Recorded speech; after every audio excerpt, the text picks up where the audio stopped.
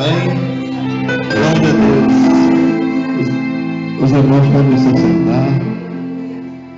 Aleluia.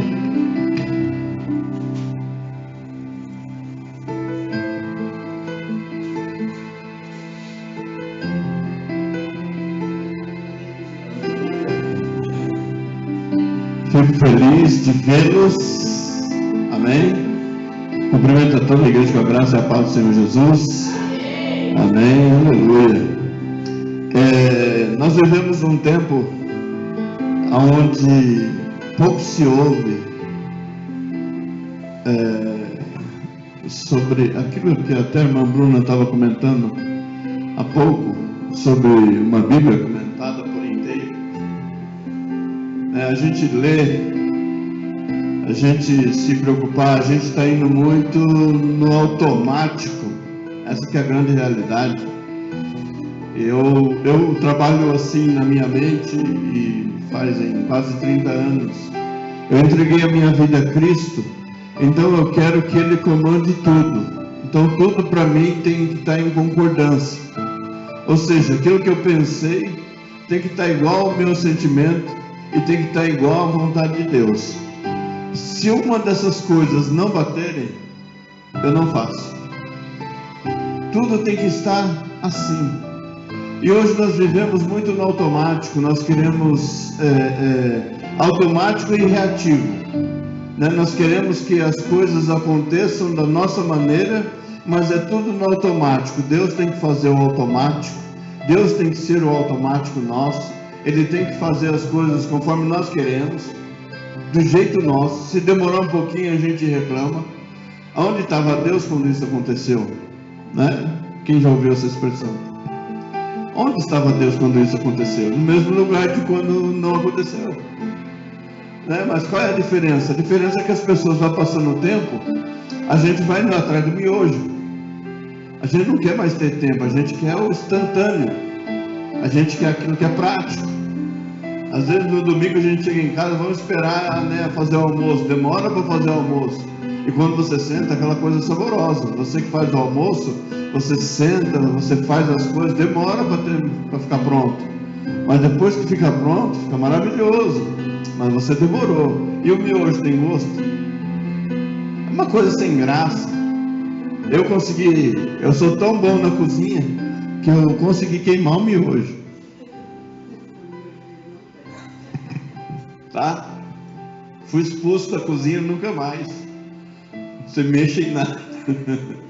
Porque se você não consegue fazer o miojo, né, Henrique? Acho que o Henrique consegue fazer o miojo muito bem. Então, se eu queimei o miojo, que dirá o resto? Então, sai fora e deixa para quem sabe.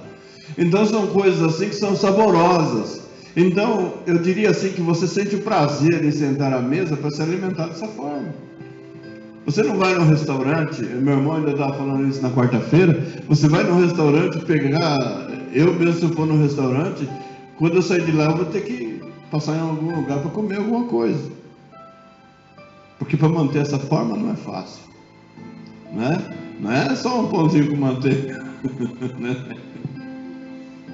Né? Eu gosto de sentar, eu gosto de comer bem.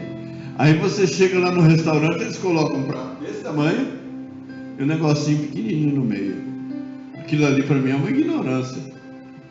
É para me chamar para briga. Aí que prazer você vai ter naquilo? Não vai ter prazer.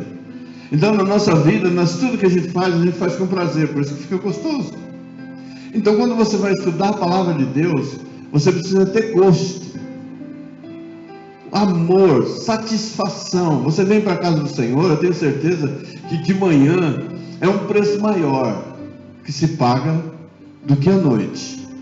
Porque, observa bem, vou falar primeiro da noite. Da noite vem todo mundo dormido,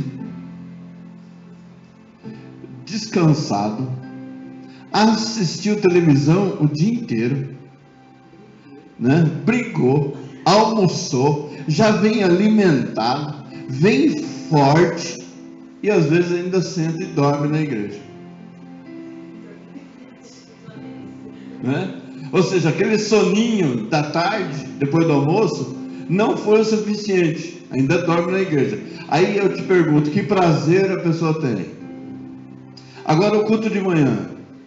Quem tomou café? Aí é diferente. Mas quem não tomou café? De manhã, jejum. Primeira coisa, jejum. E quando você se coloca em jejum, o que você faz com a sua carne? Você mostra para a sua natureza humana que quem manda é Deus. E você se coloca nessa posição. E você vem, é um sacrifício. Quantas voltas você deu na cama até levantar? Porque é um sacrifício você levantar. Você já não estava de pé. E você ainda tem que vir sem comer. Por quê? Porque é um preço que se paga. E quando você vem aqui, você vem com prazer. Você vem com vontade. Você vem para adorar a Deus. Você vem para buscar o Senhor. É diferente do culto à noite. Então de manhã o preço é maior. Mas é mais prazeroso. Porque observa depois do domingo. Como fica o domingo depois do culto. O domingo parece que estica. O culto quando é à noite parece que o domingo encurta. Você sai para almoçar em algum lugar, tem que voltar correndo porque o culto é 6h30, 7 horas. E se você é oficial da igreja, ainda tem que estar lá meia hora antes ou 15 minutos antes. Tem que estar lá para recepcionar os irmãos. E o pastor? O pastor não tem vida. O pastor não tem vida. Ele vive em função do ministério. Então essas coisas elas precisam ser prazerosas. E nós vivemos num tempo onde que as coisas estão ficando fáceis demais. Muito fáceis demais do meu gosto. E está complicando pouco, porque as pessoas já estão encontrando um céu diferente. Observa só uma coisa que eu tenho ouvido, principalmente durante a pandemia. As pessoas condenando ao inferno pessoas crentes que morreram, e tirando do inferno pessoas que era certo que ia para lá. Não, porque Deus é justo. Então, porque Deus é justo, Ele condenou Lázaro ao inferno, que é o Lázaro cantor que faleceu, e liberou para o céu Paulo Gustavo. O povo está nesse tom. Alguém que serve a Deus continuamente, esse não serve. E aquele que vive fazendo coisa errada, não, esse é servo de Deus. Então as coisas no mundo hoje, elas tomaram uma proporção com uma única finalidade. Afastar você do princípio e do principal que é Jesus. Todas essas finalidades, tudo isso que eles estão fazendo, é só para te afastar. Por exemplo, Jesus deixou de fazer milagre? Não, ele continua milagroso. Ele continua fazendo promessa, ele continua o mesmo Deus. Então por que hoje a gente já não tem mais tanta fé em Deus como tínhamos no início? Por quê? Você acredita que Deus pode conceder e te dar um presente? Você acredita nisso?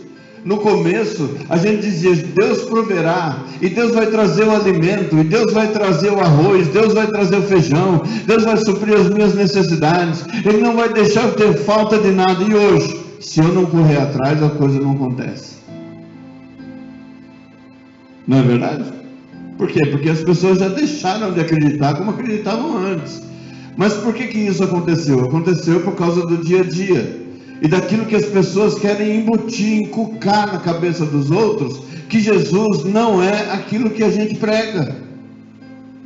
E nós precisamos tomar muito cuidado com isso, para a gente entender que Jesus Cristo é o mesmo ontem, é o mesmo hoje, e será o mesmo para todos sempre. Ele é o mesmo, amém? O mesmo Jesus que eu aceitei há mais de 30 anos atrás, é o mesmo de hoje. Que o Henrique, esses tempos atrás, ele chegou e fez a sua confissão de fé. É o mesmo Jesus. Ele continua agindo no nosso meio. Eu estava meditando naquela passagem da mulher do fluxo de sangue. Jesus veio até ela e ela se foi até Jesus, tocou nele e o fluxo de sangue cessou. Eram 12 anos sangrando. Então as coisas mudaram na vida dela a partir dali. Jairo foi até Jesus porque a sua filha estava enferma, mas alguém foi até ele, não adianta mais, porque já morreu. Jesus precisou interferir e dizer assim: pode ficar em paz, que nós vamos lá à sua casa. Mas por que Jesus iria na casa dele se ela já estava morta? Por que Jesus iria na nossa casa se a coisa já está toda quebrada? Por que Jesus iria lá? Porque, não, por quê? Exatamente porque ele tem o poder para mudar todas as coisas. Onde há morte, ele traz a vida. Onde há enfermidade, ele traz a cura. Onde há o desprezo, ele traz o amor. Onde há o desemprego, ele abre a porta. Ele vai lá porque ele é o Deus que faz a mudança. Então, mesmo que Jairo tivesse acreditado que ele não poderia fazer, Jesus fez na sua vida. Porque Jairo era um crítico de Jesus. Era um crítico. Então você imagina uma pessoa que te critica precisar de você. Tem que quebrar o orgulho. Como que ela vai se aproximar de você e dizer para você que você sabe que ela te critica, e depois ela vai precisar de você e você estender a mão para ela? Não vou nem pelo lado de Jesus, porque Jesus é muito amoroso demais. Porque não importa quem critica ele vai lá e abraça. Nós é que ficamos revoltados com isso. Os outros filhos que falam assim: seu filho faz tudo errado, e você ainda vai lá e abraça. Mas vamos para a vida de Jairo. Jairo, ele optou por isso. Ele optou por ser contra Jesus. Contra. Mas no final ele precisou ir até Jesus. E Jesus não negou. Jesus foi até a casa dele. Mas já está morto, não importa, eu vou até a sua casa. A importância de Jesus ir até em casa. Jesus já foi na sua casa? Se não foi, é porque está tudo bem. Porque se foi, é porque você precisa dele. Amém? E quando ele entra lá, o caso já é de morte. Já morreu. Não incomoda mais. Deixa quieto. Ainda na quarta-feira uma pessoa me procurou aqui, falou algo para mim da parte de Deus, e ele mencionou isso. Jesus, quando ele entrou, ele disse assim: sai todo mundo. Fica só o pai e a mãe. Foi Pedro, Tiago e João. Depois eu vejo direitinho que eu estou... Foram 2 discípulos, 3 discípulos que ficaram com ele. Jesus, mais 3, mais pai e mãe. Por que Jesus fez essa limpeza? Porque não é todo mundo que acredita na ressurreição, que a pessoa vai ressuscitar ali. Tem situações na nossa vida que não é todo mundo que acredita que vai acontecer. Às vezes dentro da igreja é a mesma coisa. Eu, a Néia e a Vilma, durante um ano aqui orando, e a pessoa olhava e falava: por que vocês estão fazendo isso? Vocês são loucos? O que 3 pessoas vão fazer um barulho desse? Eu não sei. Mas alguma coisa Deus está fazendo. Então Deus, às vezes ele tira, porque não é todo mundo que pensa igual a gente. Não é todo mundo que pensa igual a você, não é todo mundo que tem fé igual a você. Então, porque você crê, você está errado. O outro que não crê, o que está certo. Não, as pessoas precisam entender que eu creio em Cristo e acredito no mesmo Deus do passado, é o mesmo Deus de hoje. Eu acredito que quando ele entra dentro da minha casa, ele entra porque ele tem o poder para fazer algo diferente, fazer mudança. A pastora já chegou numa casa onde o refrigerante estava voando na parede. E qual era a mudança que era necessário? Era na parede? Era na limpeza? Não, era dentro. Era dentro dos corações. As pessoas precisam sentir isso. Então Jesus entrou dentro dos corações e fez a mudança dentro do coração. E se Jesus vai na sua casa, é porque ele sabe que ele pode fazer algo por você. E se ele vem até aqui, porque ele sabe que ele pode fazer algo por nós. Eu sempre digo isso, é que nós é que somos orgulhosos demais para chegar diante dele e falar. Eu fico imaginando, não só o ego, mas o orgulho de Jairo se aproximar de Jesus. É o orgulho que fez com que ele, sabe, eu não quero estar perto dele, é orgulho. Quando eu fui para Betsaida, não sei se era esse o orgulho, né? Mas eu não queria ir para Betsaida. Mas depois que eu fui, eu entendi, é medo de gostar.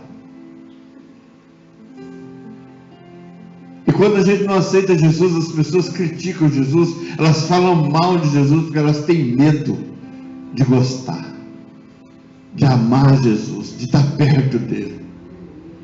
Esse que é o problema, porque a gente se apaixona mesmo, a gente larga tudo, a gente deixa de fazer o que fazia para servir a ele, porque é tremendo, é glorioso, é bom demais a gente ter Jesus dentro da nossa alma, dentro da nossa casa, é bom demais. Mas o mundo, ele quer nos ensinar coisas diferentes, mas o Senhor nessa manhã, ele quer nos orientar a permanecer firmes. Abra sua Bíblia no livro de 2 Timóteo, capítulo 4.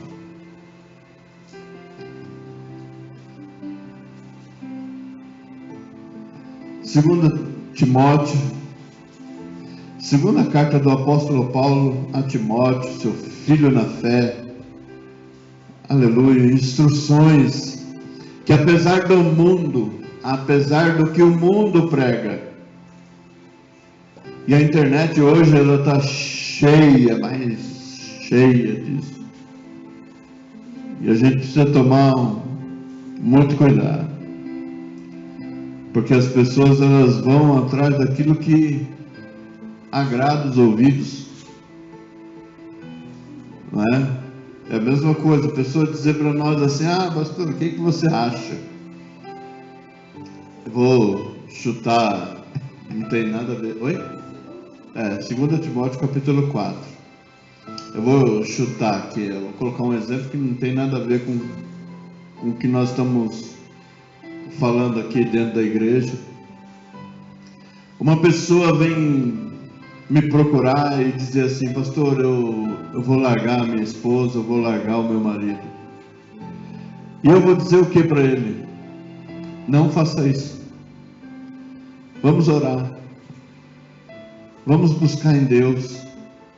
Ver o que precisa ser mudado em você, nela e nele. Vamos buscar isso. Aí a pessoa diz assim: mas não era essa a palavra que eu queria ouvir.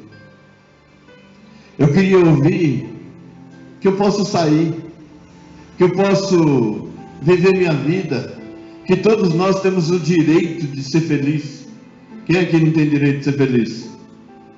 Mas quando a gente não casa para ser feliz, a gente casa para fazer o outro feliz. É simples assim. Mas aí a pessoa fala: não, mas eu não concordo com essa palavra, eu já tenho na minha mente o que eu quero fazer. Então ela não concorda com a palavra do pastor e ela vai buscar uma segunda opinião, a terceira, a quarta, até chegar na vizinha. Aquela vizinha que muitas vezes não tem a sabedoria de Deus, e ela diz assim: larga mesmo, porque isso aí não presta. A pastora tem um exemplo assim do sapato velho, não sei se vocês já ouviram. Você tem um sapato na sua casa que você despreza e não usa mais, e quando você põe para fora, alguém passa, pega ele, esse sapato velho, usado, ele passa uma graxa, deixa ele bonito e calça. Aí quando você olha aquele sapato calçado no pé do outro, fala: nossa, eu não sabia que ele estava tão bonito assim. Eu falei: mas serve para os outros, só não servia para você. Então é mais ou menos esse exemplo. Às vezes você joga fora aquilo que é seu, mas tem alguém à espreita esperando exatamente para pegar aquilo que era seu. Ou seja, o diabo é quem está trabalhando nisso. Então você precisa ouvir aquilo que Deus quer que você ouça, por mais doloroso que seja.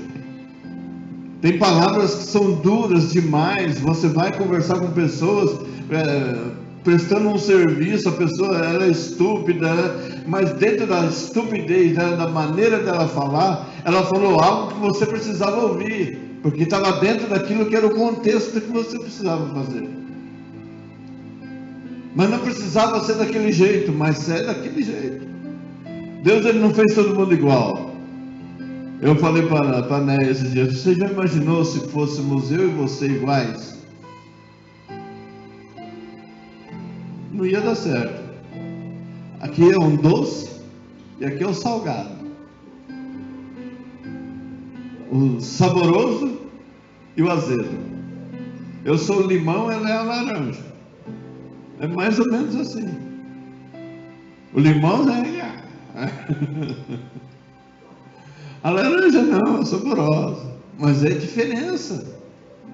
Então por isso que Deus encaixou e falou assim, não, me agrada isso.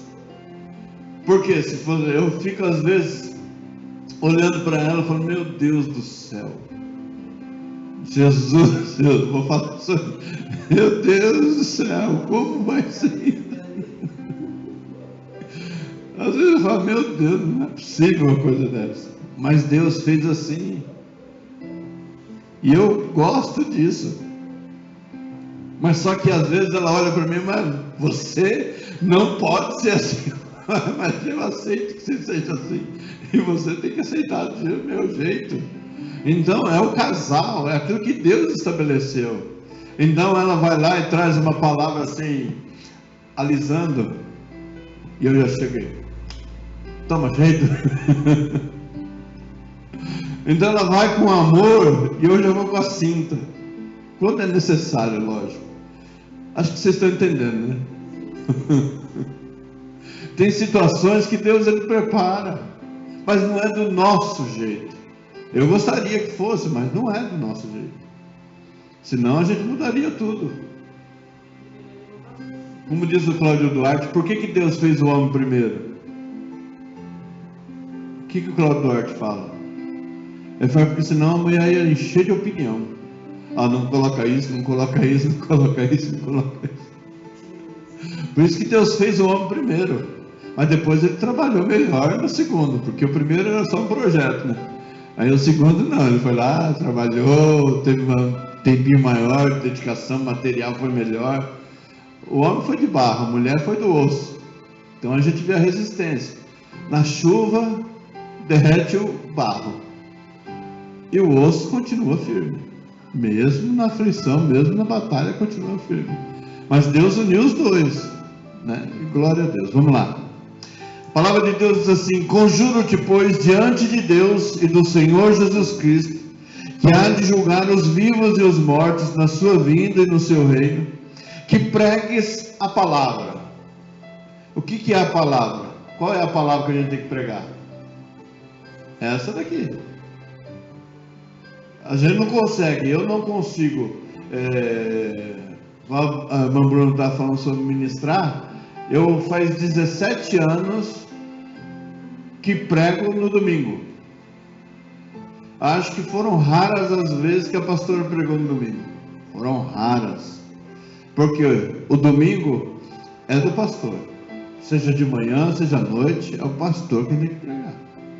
Porque é ele que tem que mostrar a face dele. É ele que é o responsável por isso. Então, às vezes, quando há movimentos, como a gente faz os movimentos aqui, de quarta-feira, convida uma outra pessoa para pregar. Isso daí, se você fizer o tempo todo, a igreja enche com facilidade.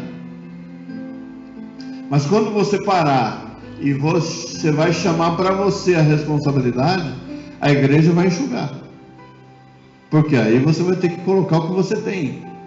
E o que é que você tem dentro de você para oferecer? Eu prego há 17 anos. Essa criança que me ouve desde os 10. Essa menina, essa mulher hoje me ouve desde os 10 anos. O Henrique está com 14, mas acho que me ouve desde da barriga. Então, são pessoas assim. A irmã Vilma está me ouvindo há 9 anos. Então, fala assim, ó, você tem que ter uma bagagem aérea. Há 30 anos. Há 30 anos. Então, como é que você prega? Se você não lê, se você não busca, se você não faz, se você não vai por onde. Então, é pregar a palavra. Então, se eu passar a vida inteira pregando a Bíblia, eu não vou conseguir pregar ela toda. Sempre vai surgir novidades, mas é a Bíblia. A Bíblia, ela é explicada por ela mesma. Então nós buscamos, eu estou falando aqui um monte de situação, mas a Bíblia, se você pegar esses numerozinhos que tem aqui, ela vai te levar e vai te levar um passeio, um tour pela toda a Bíblia e explicar para você o que você precisa. Então ele fala assim, não abra mão de pregar a palavra, não abra mão, porque se você vai em um lugar onde a palavra não é pregada, não é ministrada, ela sequer é aberta, ou se ela é aberta, lida e deixada de lado, ali você precisa desconfiar, porque ali é o homem que está falando, aí é a vontade humana. E quando você volta a sua vida para a palavra de Deus, você vê que aquilo não condizia com o que diz a Bíblia. Então Deus só garante o que Ele diz aqui, só o que está escrito aqui. Então Ele diz, pregue a palavra, não abra mão da palavra. Instes a tempo e fora de tempo, ou seja, questiona, fala, a tempo e fora de tempo. Esses dias eu falei para a Bruna assim, mas no trabalho, muitas vezes, a gente não, eu mesmo, se fosse aconselhar alguém, a não falar de Jesus dentro do trabalho. Porque os outros que fizeram isso lá atrás, trouxeram para o Evangelho um questionamento e palavras muito duras. Tipo, a pessoa não veio aqui para trabalhar, ela veio aqui para falar de Jesus.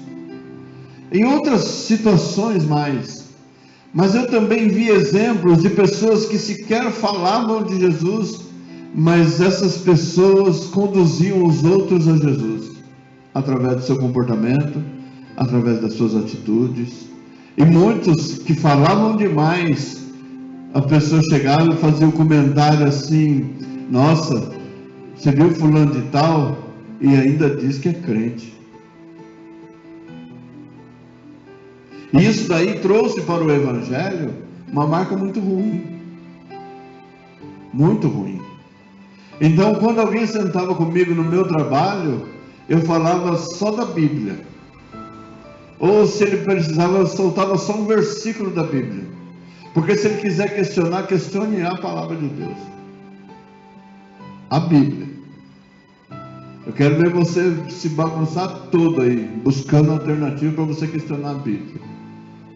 Contra a Bíblia, contra fato não há argumento. Então eu lançava só isso. E deixava. Eu tenho o hábito de dizer assim, deixa chegar na veia. Subiu para a cabeça, já era. É isso.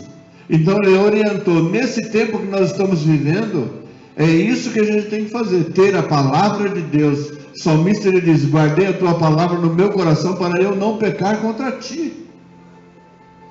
Então aqui que você arquiva tudo. Depois sobe para a cabeça e sai na boca. Mas ela precisa estar aqui dentro do nosso coração. Amém?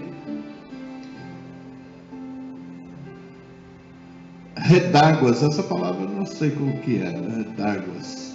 Repreendas. Exorte. E exortar o que é? A gente pensa que exortar é dar paulada, né?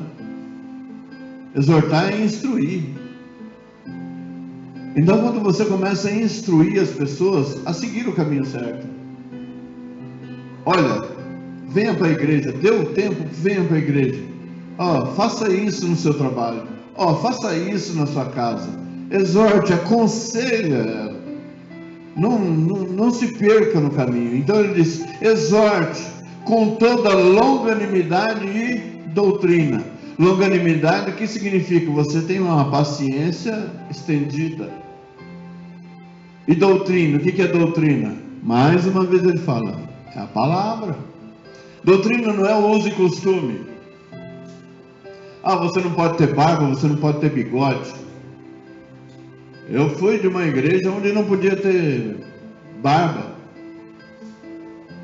Mas por que Deus deixou? Por que a gente fica barbudo então, meu Deus? Ele poderia, lá no tempo passado não tinha gilete. Nem sei quando foi criada a gilete. Como é que os egípcios faziam para raspar a cabeça? Aí todo mundo fala assim, nossa, mas era chique ser careca. Mas por que eles eram careca?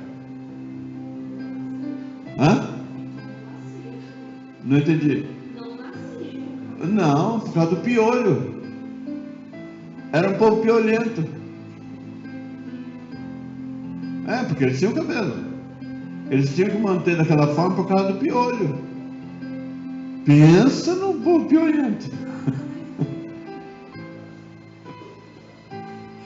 Ai, meu Deus do céu. E naquela época não tinha shampoo para matar piolho. Nem Neucídio. Quem aqui passou Neucídio na cabeça para matar piolho?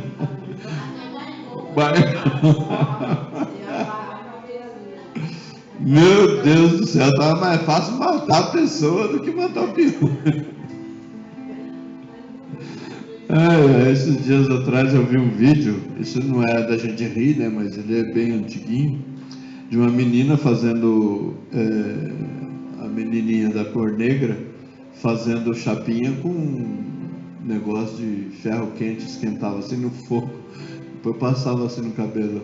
Hoje nós temos a chapinha, né, que transforma a vida das mulheres.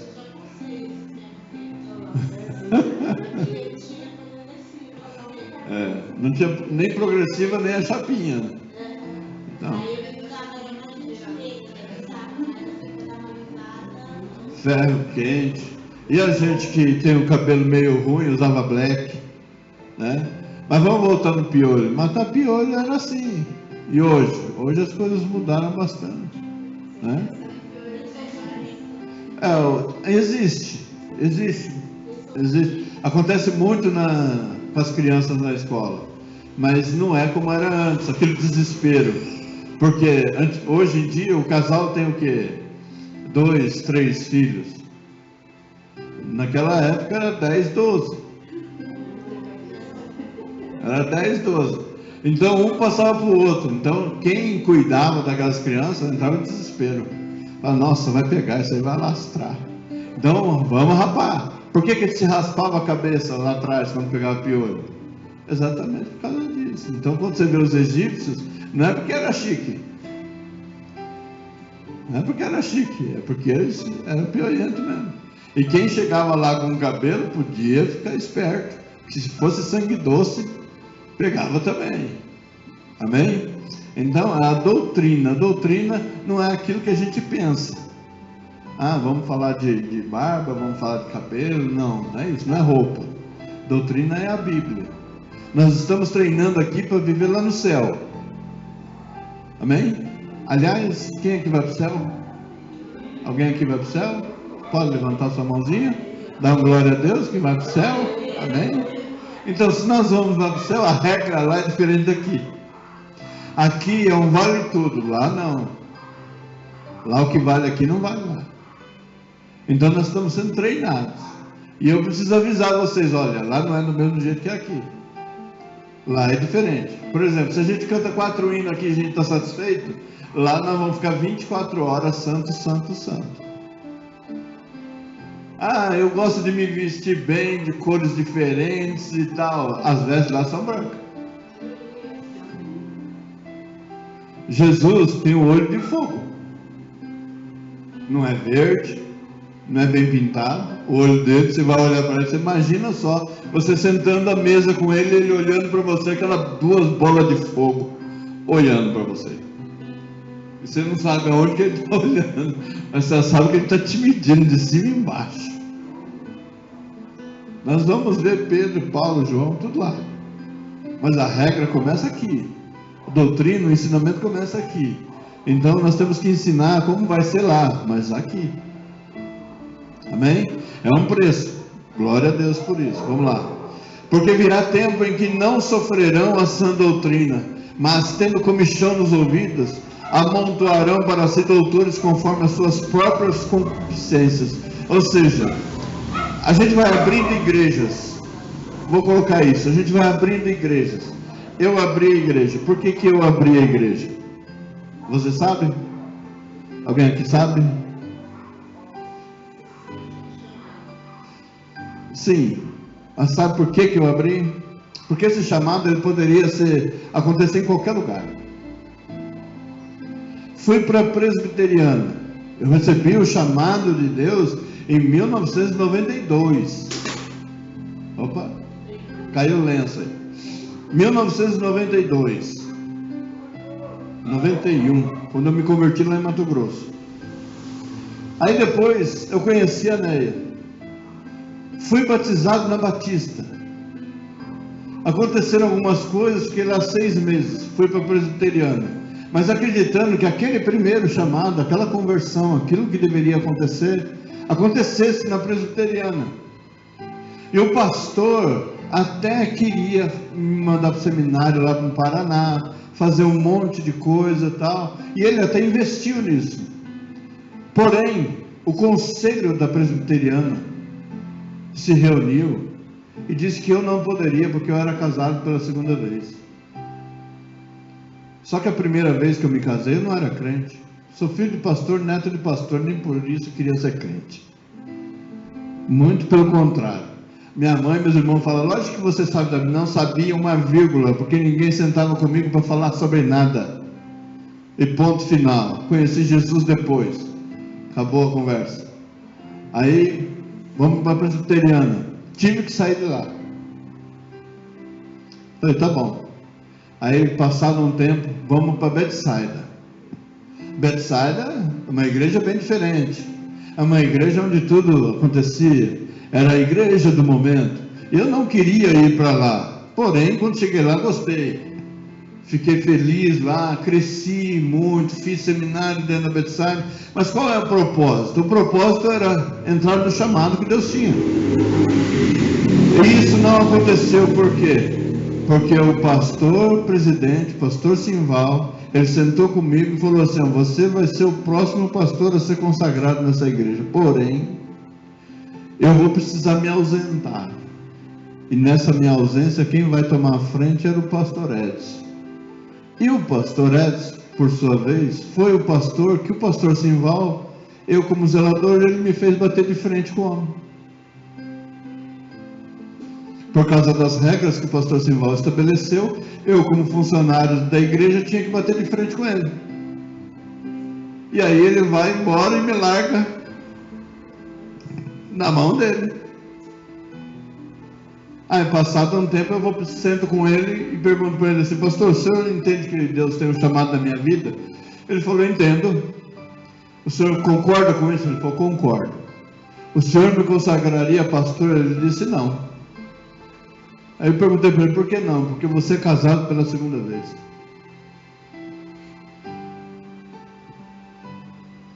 Aí eu perguntei assim para mim, onde é que vai ser isso, Jesus?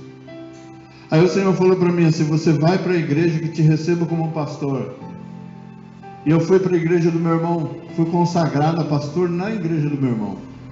Foi ele que me consagrou, foi eu que ganhei ele para Jesus, e foi ele que me consagrou a pastor.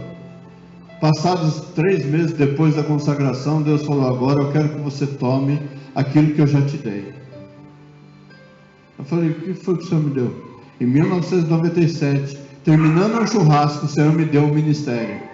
E esse ministério era o Giovanni Si. Eu quero que você tome, em 2005 o Senhor falou, eu quero que você resgate aquilo que eu entreguei para você, esse ministério é seu. Aí depois meu irmão que quis pegar esse nome, levou adiante, não vingou o nome na mão dele. Ele abriu a rocha e a Giovanni Si ficou na minha mão, porque o Senhor tinha entregue para mim. E depois disso, abri a igreja em 2006. Nós já estamos há 17 anos. E para qualquer outro lugar que eu for, as pessoas vão fazer a mesma coisa. Porque você é casado. Aí eu pergunto assim, então quer dizer que uma pessoa, se ela bebia, usava drogas, se prostituía, se ela se converter, ela nunca mais vai poder ser nada? Não vai poder ser um diácono, não vai poder ser um presbítero, não vai poder ser um pastor? Onde é que está a transformação? Aí as pessoas, essa era a regra estabelecida. Então foi por isso que nós precisamos abrir. O meu desejo era ser pastor na Betsaida, e eu estava crescendo lá dentro. E aí quando precisamos sair, foi muito duro, precisar sair e tomar uma atitude. E ainda as pessoas dizendo assim: pastor, a pessoa fica desempregada, abre igreja. Você sai da outra igreja, o pastor fala assim: não, agora vai pegar, vai ficar pescando em aquário. Eu nunca pesquei ninguém de aquário nenhum. Se quiser vir, venha, mas eu não vou pescar.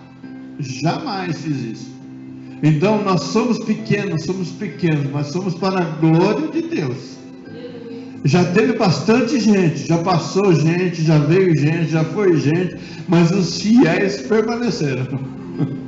E isso que é o suficiente. Então são coisas assim que a gente precisa contar, que que faz parte da nossa história. Foi por isso que nós precisamos. Porque as pessoas, elas buscam as situações assim. Por que a gente precisa ficar abrindo igrejas? Exatamente porque cada um gosta de uma coisa. Por exemplo, a pessoa chega aqui e fala, já chegou pessoas lá em cima e disseram para mim assim: nossa, pastor, você é muito frio. Porque ela gosta de uma coisa mais quente. Vai para a fornalha. Vai para a fornalha, que lá é quente. Mas biblicamente falando, a Bíblia diz o que? Venha quente ou frio, morno que eu vou vomitar. E o que reclama é o morno. Então aquele que gosta do movimento pentecostal, mas o que é o movimento pentecostal? Você sabe o que é o Pentecoste? Pentecoste é um grupo de pessoas que ficaram no mesmo lugar com o mesmo propósito. E depois foram visitados pelo poder de Deus, do Espírito Santo de Deus. Mas ficaram 50 dias adorando a Deus, esperando receber algo.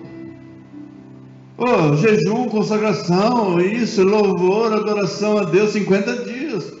Mas a pessoa acha que o Pentecoste agora é você ficar saltando e rodando e pulando e fazendo um monte de coisa.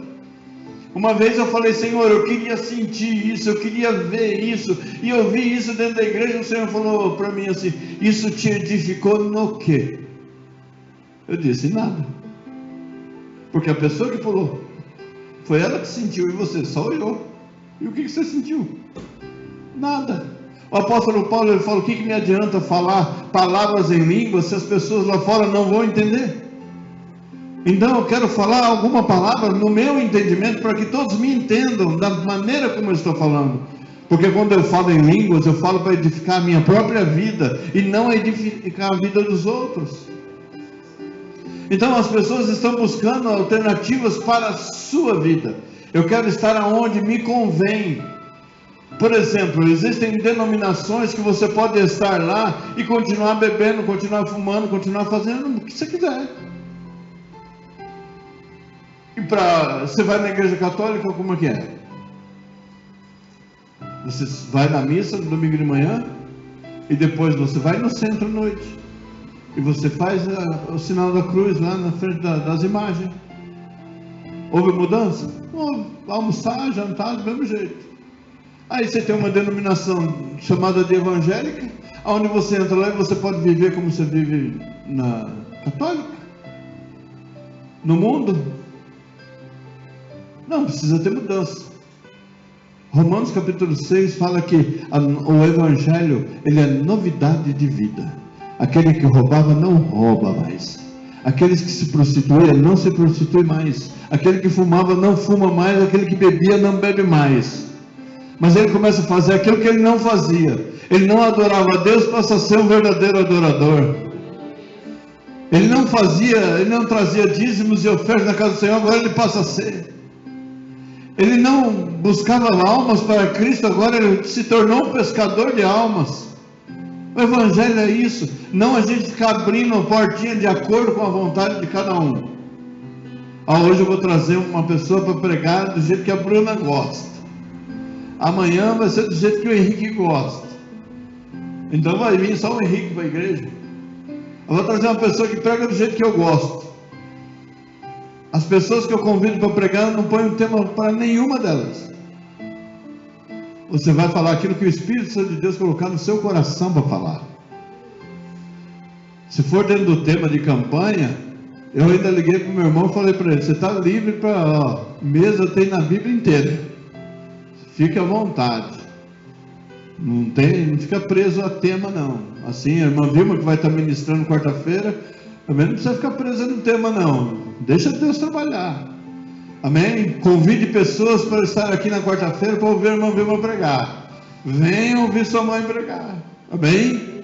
Em nome de Jesus, venha ouvir sua tia pregar. Em nome de Jesus. Amém? Espalhe essa notícia aí. Amém? Que eu tenho certeza que vai ser bênção. Amém? Então, as pessoas estão buscando isso. É o ego. É o alto ego. E não, as pessoas querem se satisfazer. Elas esquecem que antigamente, muito antigamente, o povo subia para Jerusalém para adorar a Deus. Alegrei-me quando me disseram: vamos à casa do Senhor, vamos adorar a Deus. As pessoas agora querem ser adoradas. Pastores querem que estejamos de tapete vermelho para ele passar.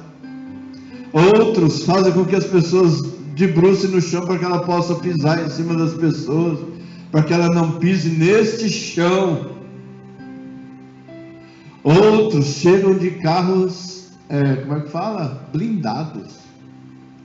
Outros com segurança. Eu fico imaginando os meus seguranças. Já viu os meus seguranças?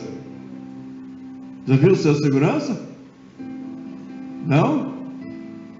Você já viu o seu segurança, Henrique? Já viu, Bruna? Seu segurança? Não?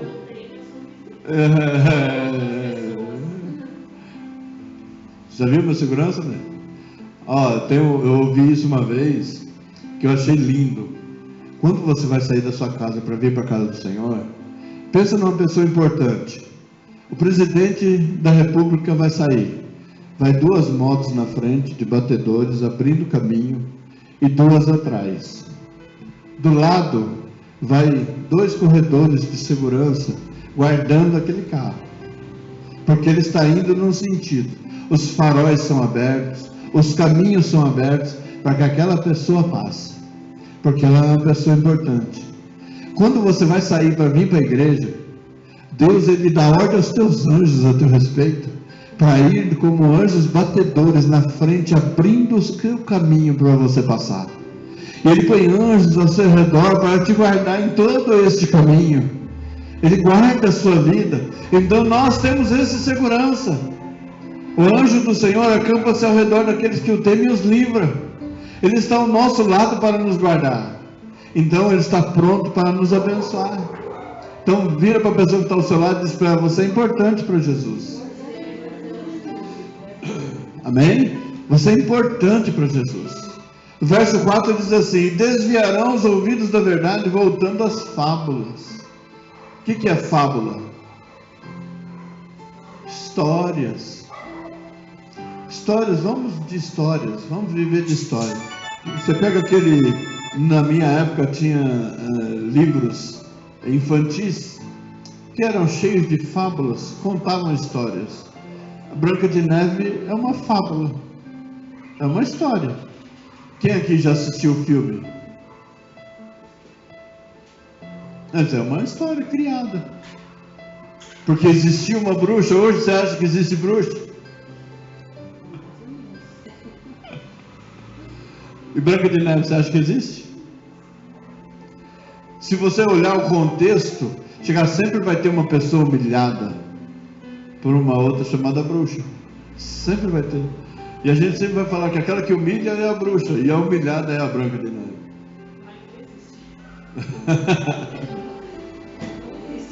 Então, mas vamos ficar assim? Vamos ficar nas fábulas? Não, vamos para a Bíblia, que é o Deus que nos exalta. Ele diz dentro da sua palavra: aquele que se humilha será exaltado, e aquele que se exalta será humilhado. A Bíblia garante isso, a fábula não, a história não. Amém? Mas tu ser sóbrio em tudo. O que significa ser sóbrio? É só não beber? Não, a pessoa consciente. Eu não fico me levando por conversa de ninguém, não. Eu sou uma pessoa que vou dentro daquilo que eu entendo que é correto. Amém? Sofre as aflições. Alguém aqui sofre aflição? Faz a obra de um evangelista e cumpre o teu ministério. Cumpre o teu chamado. Para finalizar seria isso. Para de olhar à sua volta e segue aquilo que eu te pedi para fazer. Não inventa. Não adianta eu querer pintar a igreja de ouro. Não adianta ficar criando situações se o principal é Jesus. Se você não entrar aqui e não sentir a presença de Deus, Ele é o principal. Eu preciso provocar a presença de Deus para que Ele venha se manifestar sobre a sua vida. Então cumpra aquilo que eu mandei você fazer. Essa mesa de som, ela tem 17 anos.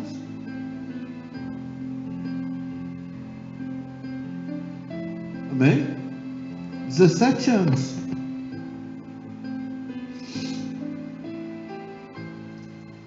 Poderia ter mudado para uma mais chique, né?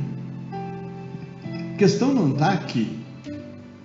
Eu estou falando com você, eu falo, os vizinhos já ouviram eu falando. Então a questão não é a caixa. Então não adianta ficar mudando as coisas aparentes se eu não estou conseguindo mudar aqui dentro.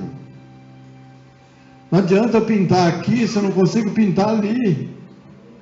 Eu tenho que pintar aí dentro. Aqui fora a gente vai seguindo com o que nós temos. Eu nunca achei que o mais importante seria isso. Eu sempre achei que o mais importante seria vocês. Então eu sempre me preparo para pregar para vocês e não para a parede. Porque a parede não vai mudar. Eu vou vir aqui amanhã, depois vai estar do mesmo jeito. Ela não muda. Mas amanhã você vai levantar para trabalhar, você vai trocar de roupa, você vai ficar diferente. Amém? Você vai crescer, vai ficar diferente. Deus vai fazer algo dentro do seu coração. Amém? Vamos colocar de pé. Aleluia. E para mim o Senhor diz: cumpre o que eu mandei você fazer. Não desvia nem para a direita nem para a esquerda. Segue a obra de um evangelista. Faz a minha vontade. Fala do meu amor. Em tempo e fora do tempo. Amém? Põe a mão sobre o seu coração em nome de Jesus. Senhor Deus Todo-Poderoso, amado, eu quero orar nesta manhã por cada vida que está aqui, ó Deus. Por cada vida, Senhor amado, que está com a sua mão sobre o seu coração. Pai amado, porque diz a tua palavra que guarda o teu coração, porque dele procede as saídas da vida.